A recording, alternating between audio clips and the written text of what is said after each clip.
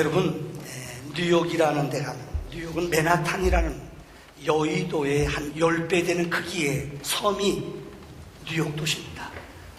여기를 맨하탄이라는 말은 영어로 록, 아주 암석으로 되어 있어요. 그래서 엠파이어 스테이트 빌딩, 완전히 빌딩 숲으로 되어 있습니다. 세계에서 제일 비싼 땅이 바로 뉴욕이라고 합니다. 어느 날 뉴욕의 어느 신부님이 저녁에 야경을 구경하러 허드슨 강을 거닐었대요. 그런데 강도가 이 신부님 뒤에 총을 탁 들이대고요. 돈 내놔! 딱 들으니까 로마 칼라가 있어요. 신부님 있는 거 내놓으세요. 그러니까 신부님이 나 운동하러 나오느라고 아무것도 안 갖고 왔는데 있는 거 다 내놔요. 나 있는 거 담배밖에 없는데. 그 담배를 뺐더래요. 그러면서 강도가 뭐라는 줄 알아요?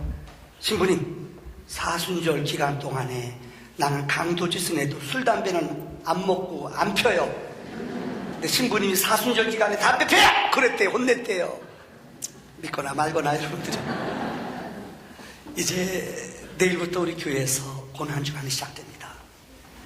우리가 예수를 믿는 사람이라면 다른 거는 몰라도 이 고난에는 좀 동참해야 돼요.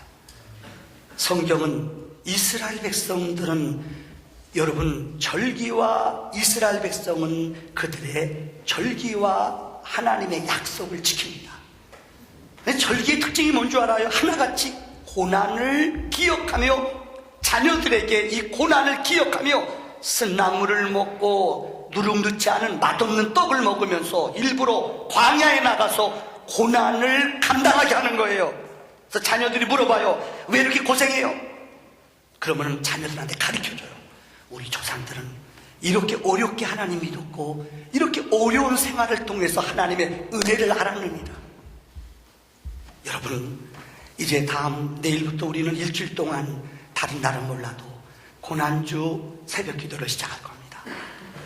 주님의 고난을 통하여 우리의 영혼이 하나님 앞에 더 가까이 나가는 은혜가 있기를 주의 이름으로 축원합니다. 오늘 본문의 말씀을 설명드리자면은 골고다에서 3명의 사람이 십자가에 못 박혀 죽임을 당합니다. 예수님 왼편 강도, 오른편 강도 두 사람이 십자가에서 죽임을 당하고 있습니다.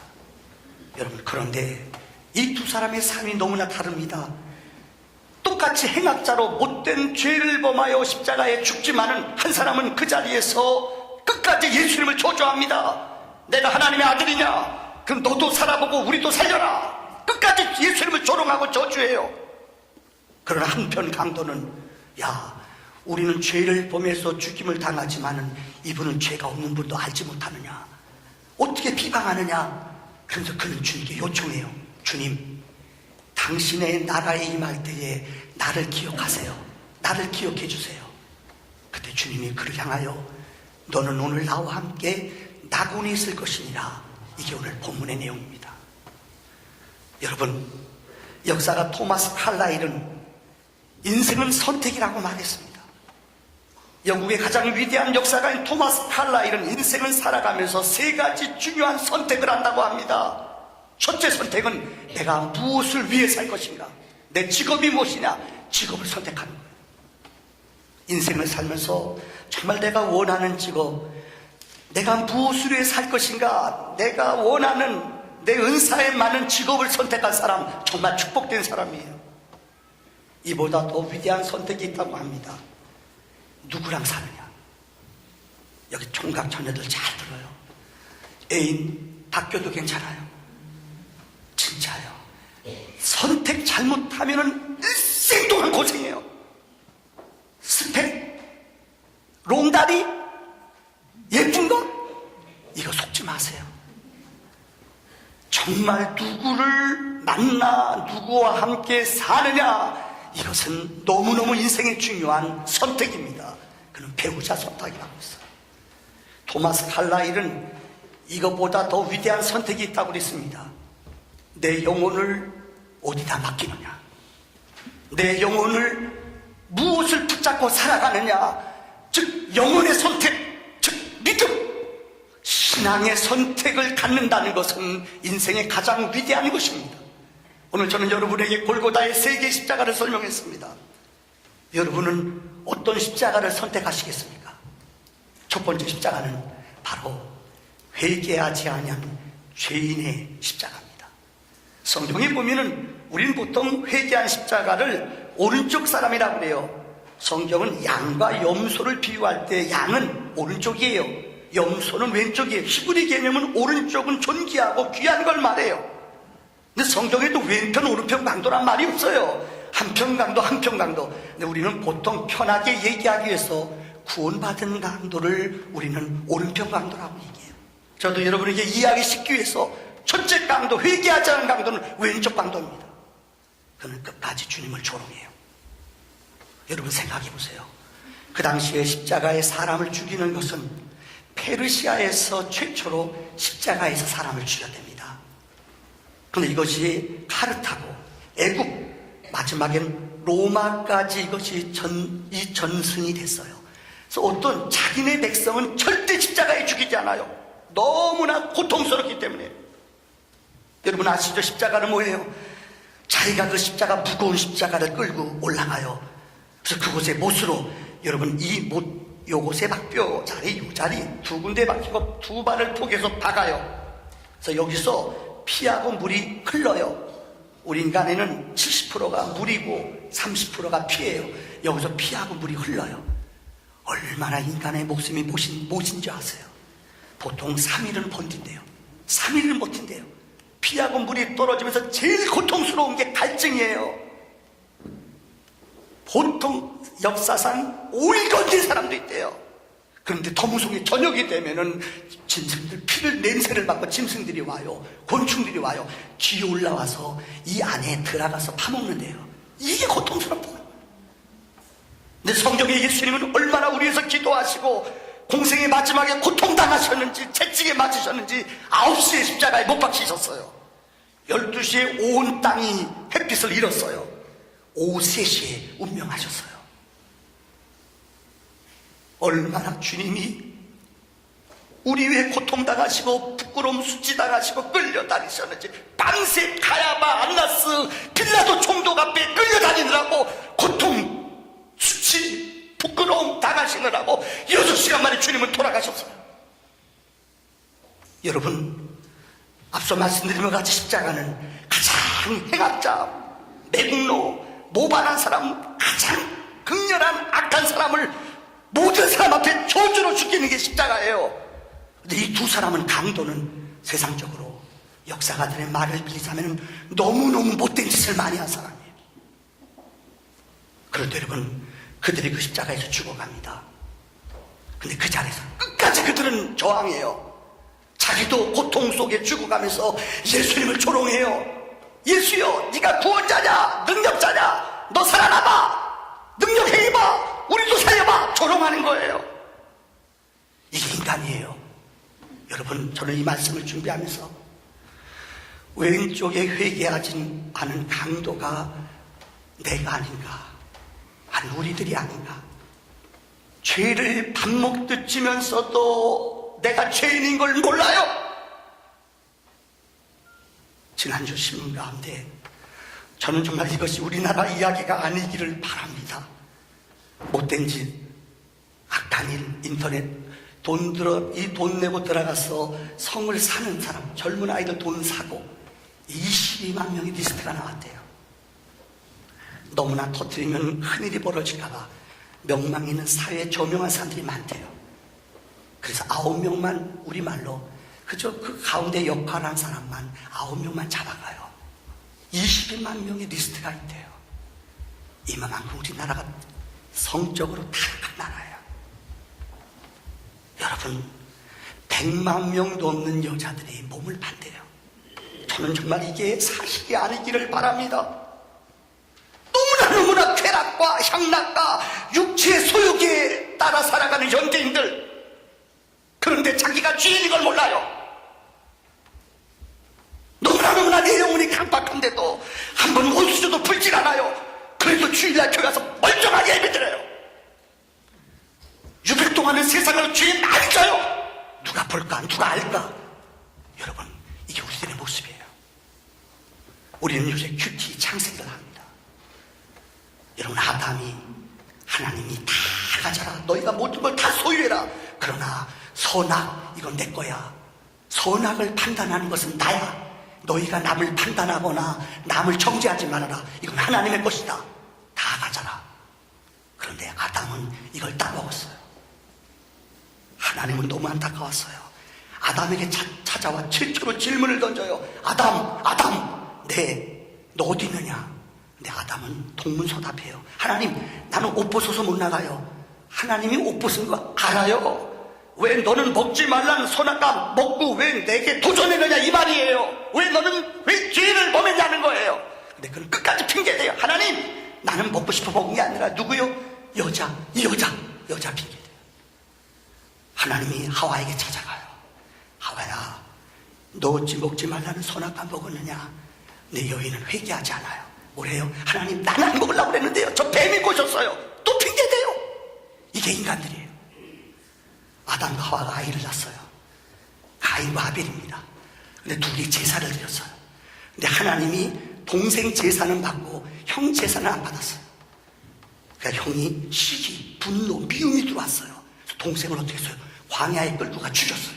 땅에다 묻었어요. 그리고 오리발 내밀어요. 룰루룰루 들어와요. 하나님이 찾아온 가인, 내 동생 아벨이 어딨냐? 내 동생 아벨이 어딨느냐? 하나님은 아세요. 여호와의 눈은 온 땅을 두루 감찰하시며 전심으로 그를 찾는 자를 하나님 보신다고 그랬어요. 그가 동생 죽이고 오는 걸 아세요. 가인에게 물어봐요. 내 동생 아벨이 어딨느냐? 그랬더니 가인이 하는 말, 하나님, 내가 내 동생 지키는 사람인 줄 알아요. 이게 우리들의 모습이에요. 얼마나 부끄러워요. 방금 동생을 죽이고 땅에 묻고 이렇게 오는데 너 내 동생 왜 죽였냐? 하나님 그렇게 물어봤어요. 근데 하는 말이 내가 내 동생 지키는 사람인 줄 알아요. 이게 우리 인간들이에요. 변명하고 핑계하고 모든 것을 남 탓으로 돌려요. 이게 바로 왼편 강도예요. 2차 대전 때 가장 많은 사람을 죽인 사람이 있습니다. 여러분, 히틀러의 오른팔로 히틀러의 이름까지 본땄어요. 아돌프 아이만이라고 이름을 바꿨어요. 아우슈비츠 수용소에서 어떻게 하면 유대인들을 더 괴롭히고 더 독가스를 세게 만들어 고통 속에 죽일 수 있을까, 이걸 연구한 사람이 아돌프 아이만이에요. 2차 대전에 알다시피 독일이 패했잖아요. 아이만이 도망갔어요. 그런데 여러분, 세계에서 가장 정보망이 뛰어난 나라가 모사드, 이 이스라엘 정보대예요. 이 사람들 1000명이 이 아이만을 잡으려고 10년 넘게 추적했어요. 그래서 15년 만에 잡아냈어요. 어디 가서요? 아르헨티나에 갔어요. 남미 아르헨티나에 도망가서 얼굴도 변장하고 살았대요. 이 사람을 15년 만에 잡아냈어요. 이 사람을 전쟁범으로 세웠어요. 1962년 2년 만에 재판받고 죽었어요. 그런데 죽은 후에 여러분 아십니까? 재판하는 과정 속에서 재판장에 왔던 독재시설에서 아이만을 봤던 많은 사람들이 경악을 금치 못했대요. 이유는 너무나 아이만의 얼굴이 너무나 평범한 사람이에요. 그래서 많은 학자들은 아이만을 바라보고 나서 이렇게 말했대요. 악이 저토록 평범한가? 아이만이 그때 독일복 입고 막 그냥 엄청난 권세를 받은 사람들 벌벌벌, 그 사람만 봐도 떨었어요. 근데 여러분들, 재판장에 잡혀온 아이만은 너무나 유약하고 연약한 모습이에요. 그래서 사람들이 그 사람을 보고 기절했어요. 악이 저렇게 평범할 줄 몰랐다는 거예요. 맞아요. 여러분, 우리가 겉보고 사람을 알 수가 없어요. 악한 영은 우리 성한 사람 안에 들어와서 역사해요. 아세요? 우리 어릴 적에 방금 교육 많이 받을 때 김일성 하면 우리 어릴 때 그렇게 김일성 그려와라, 그죠? 그러면 빨간새가 쇳불 달리고 이런 건 줄 알았잖아요. 근데 그게 아니에요. 예수의 영이 떠난 사람, 하나님이 없는 사람, 정말 영적으로 악한 뿌리가 났어요. 속은 멀쩡해요. 근데 분쟁하는 데 앞장서요. 남 고통 주는 데 앞장서요. 이게 뭐냐? 내 안에 하나님이 없는, 끝까지 강박한 회개하지 않는 영혼들, 이게 왼편 강도입니다.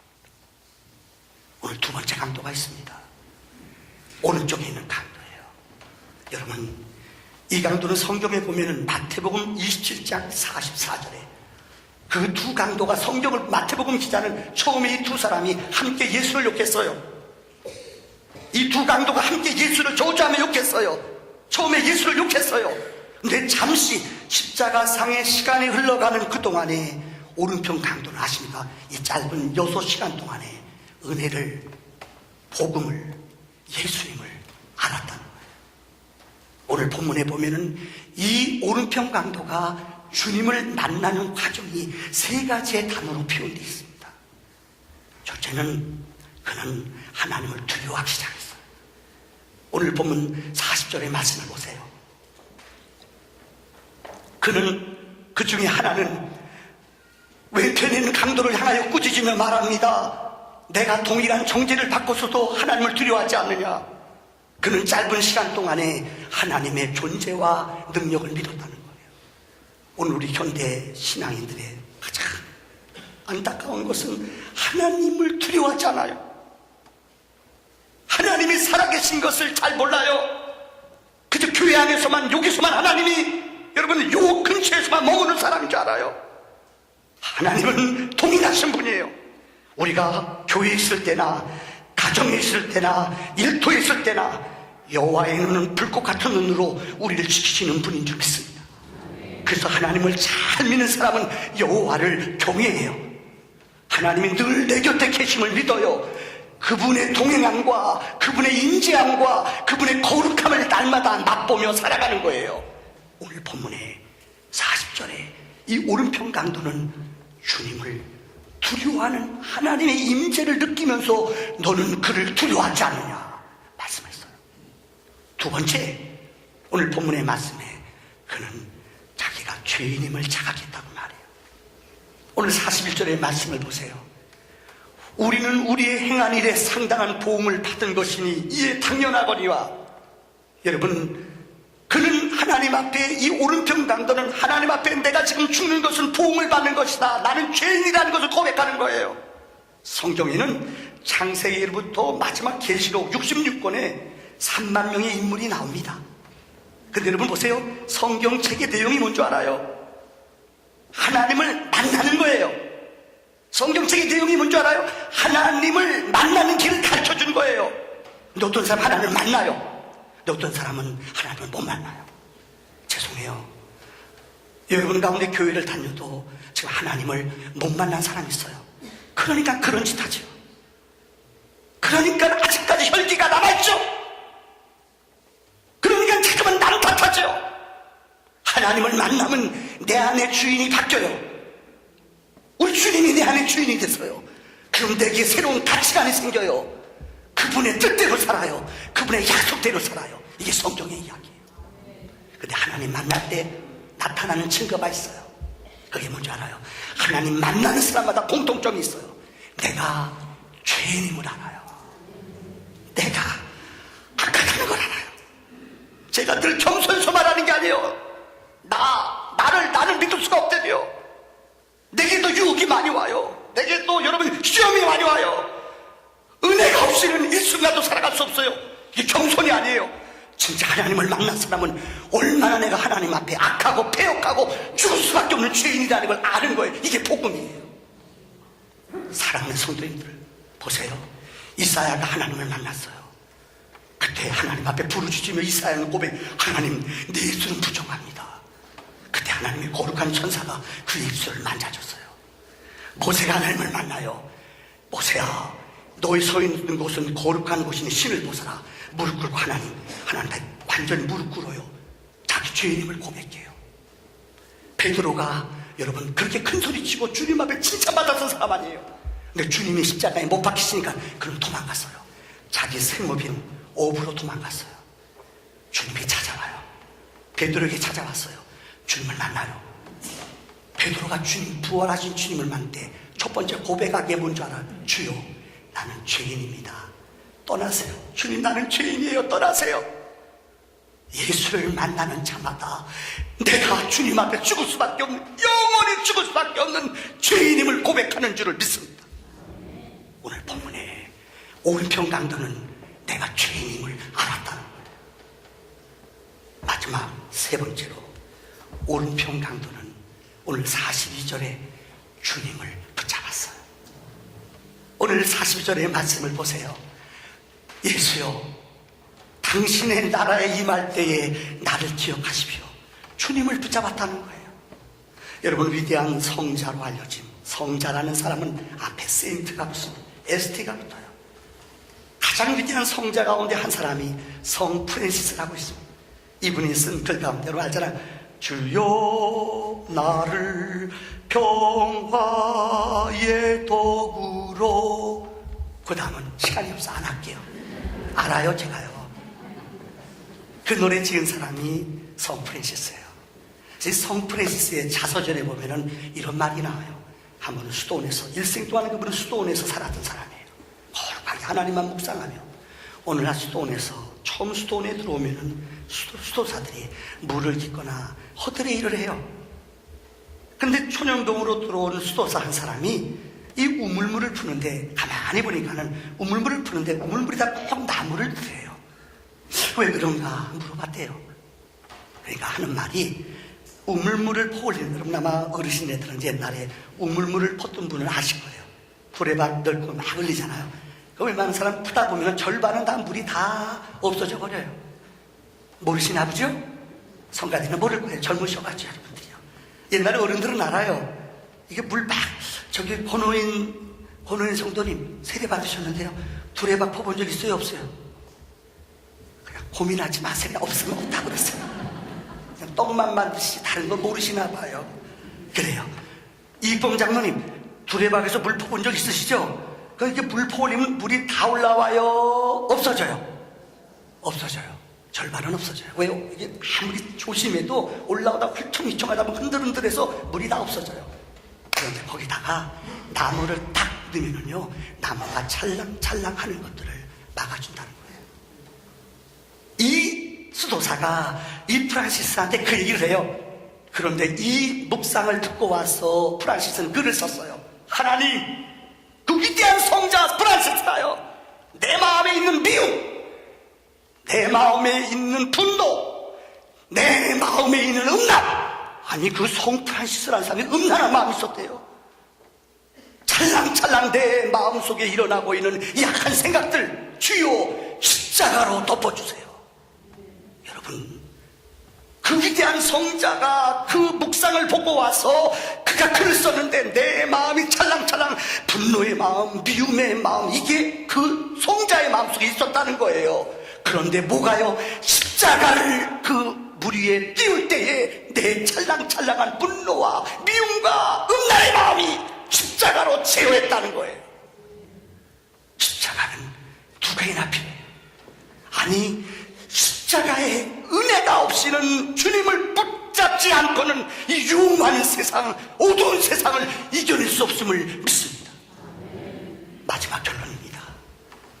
오늘 본문에 예수님 가운데서 못 박혀 죽으신 예수님은 왜 죽으셨는지 아세요? 우리에게 구원을, 우리에게 천국을 주기 위해서 죽으셨다는 거예요. 오늘 마지막 자리 보세요. 강도는 주님 나를 불쌍히 여기세요. 그러니까 주님은 그에게 두 가지 축복을 줬어요. 첫째는 오늘 내가 나와 함께 어디 있을 것이라, 낙원에 있을 것이다. 낙원이라는 말은 여러분 파라다이스예요. 파라다이스가 뭔지 아세요? 천국이에요. 거기는 어둠이 없어요. 요한계시록 21장 4절에 우리가 갈 영원한 천국, 그 한쪽 강도에게 주님은 말씀했어요. 너는 나와 함께 낙원에 있을지어다. 낙원은 파라다이스인데 계시록 21장에 나오는, 거기는 고통이 없어요. 애통이, 죽음이, 슬픔이 없어요. 아픔이 없어요.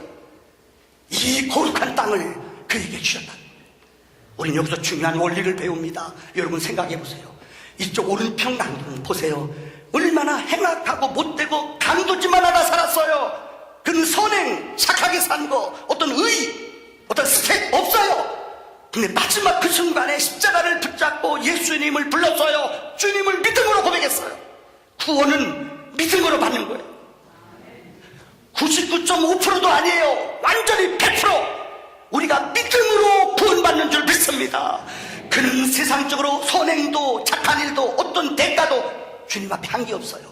그러나 마지막 죽어가면서 주님을 부르면서 주님 나를 기억하세요. 믿음을 고백했어요.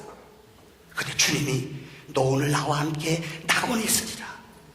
구원과 생명은 믿을 때에, 예수를 믿을 때에 얻어지는 것인 줄 믿습니다. 여러분, 토마스 모어라는 사람이 그 책에서 유토피아라는 말을 썼습니다. 원래 이 라틴 말로 유란 말은 없다라는 말이에요. 토포스, 이 합성을 해요. 토포스라는 말은 그 장소라는 뜻이에요. 이 땅에 아무리 인간이 좋은 기업을, 좋은 땅을, 좋은 안락처를 만들어도 이 땅에 유토피아는 없어요. 천국은 없어요. 인간이 만든 어떤 스펙, 인간의 능력으로 만든 성, 인간이 만든 아름다운 나라 아세요? 거기에 영원한 쉼과 영원의 구원과 은혜는 없는 줄 믿습니다. 영원한 하나님 나라는 요한복음 14장 1절에 주님 말씀했잖아요. 너희는 마음에 어떻게 해요? 근심하지 말아라. 하나님을 믿으니 나를 믿어라. 내 아버지 집에는 거할 것이 많도다. 내가 아버지 집에 가서 너희를 위해 처소를 다 예비한다. 이 처소를 예비하면은 내가 다시 와서 너희를 나 있는 곳으로 데려간다고 말씀했어요. 이 영원한 파라다이스, 영원한 천국은 오직 주님만이 허락하신 땅인 줄 믿습니다. 마지막 결론입니다. 우리에게 주님은 낙원을 주셨고 또 우리에게 주님은 너와 함께 하신다고 말씀하셨어요. 이 얘기를 드릴까 말까 고민하다가 참 그래요. 장례식 지날 때는 잘 몰랐는데 장례식 지나고 나서 이렇게 가만히 앉아있으면은 어머님 생각이 문득문득 떠올라요. 장례식 치를 동안에 이틀 동안 정신이 없고 막 주일 사역하고 막 정신이 없었어요. 근데 요즘 어머니 생각이 참 더 나는 것 같아요. 그래서 장례식을 다 마치고 어머니 병원에 가서 보따리 짐들을 다 정리했어요. 아내와 함께. 짐이 왜 이렇게 많은지 몰라요. 병원에서 짐을 다 한 2년 넘게 병원 생활하셔서 요양병원에서 어머니 짐을 다 가져왔어요. 저는 교회 와서 설교 준비하고 묵상하는데 아내가 흐느끼면서 전화가 와서 여보 왜? 아내가 어머니 유품을 정리하다가 깜짝 놀란 걸 발견했어요. 어머님이 읽으셨던 성경책을 펴보는데 성경책 갈피에서 이것이 나왔어요. 이게 뭔가 어머님이 돌아가시기 며칠 전에 쓰신 것 같아요. 간성 혼수가 와서 손이 떨려 글도 제대로 못 써요. 그 시간 무엇인가 하면은 이겁니다. 우리 엄마 내가 선물한다. 사랑한다. 우리 아내가 이걸 받고 얼마나 울었는지 몰라요. 그렇게 몸이 불편하고 힘든데도 우리 아빠라고 안 썼어요. 우리 엄마 참 영리하세요. 우리 아빠 그리고 우리 아내 은혜 안 받았을 거예요. 우리 아내가 몇 년 동안 모시면서 어머니에 대한 애정, 아무리 자식이 잘해도 떠나면은 후회스럽고 못한 것밖에 기억이 안 나요. 우리 어머니가 얼마나 지혜롭고 감사한지. 우리 엄마 내가 선물한다, 사랑한다. 이 오려서 작품 만든 것 같아요. 아마 마지막 우리가 유품을 정리할 때 이 책을 볼 줄 알고 성경책 맨 앞에다가 이것을 꼽아 놓으셨어요. 여러분, 그날 저녁에 아내와 저는 얼마나 감사하고 감격했는지 모릅니다. 어머님이 가시기 전에 이렇게 수고한 자녀들에게 상급과 선물을 주고 가셨구나. 이렇게 어머니가 주신 글 하나도 우리의 수고와 우리의 애씀이 다 위로가 되고 보상이 돼요. 그런데 하나님이 이 땅을 떠나시면서 우리에게 마지막 주신 글이 있어요. 그게 뭔지 아세요? 예수의 마지막 유언이 뭔지 아세요?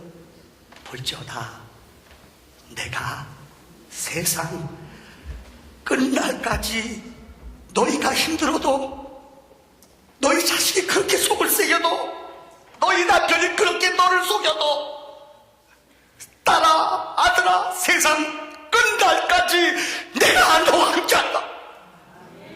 이 거룩한 고난 주간에 예수님이 우리와 함께 하심을 기억하는 영적인 승리자들이 되어지기를 주의 이름으로 축원합니다.